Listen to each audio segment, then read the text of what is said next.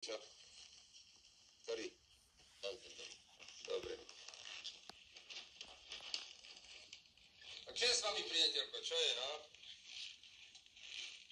Priateľko, zatvorte ma. Aha. Trochu ste si vypili a chceli by ste ísť s nami, čo? Mňa musíte zatvoriť. A čo ste urobili? Čo som urobil? Vypil som, prepil som výplatu svojich kamarátov. No dobre, to by mohol povedať každý. Nemáte sa kde vyspať však?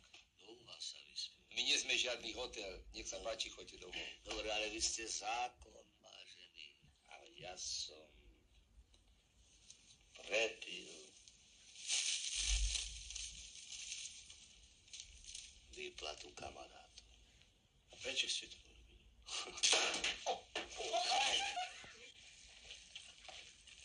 No, súdruhovia, také vtipy si môžete nechať. No čo tak? Môžeme za to, že tam most parí? Ale sucho je. Rušíte úradný výkon. Čo, hádam si sa len nezlak. No, vás môže stať 50 korún. Prečo ste to urobili?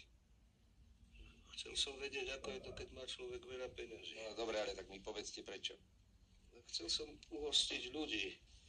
Človeče, čo ste blázon, či čo? Sú to nie prvé peniaze, čo sa prehajdáka. No.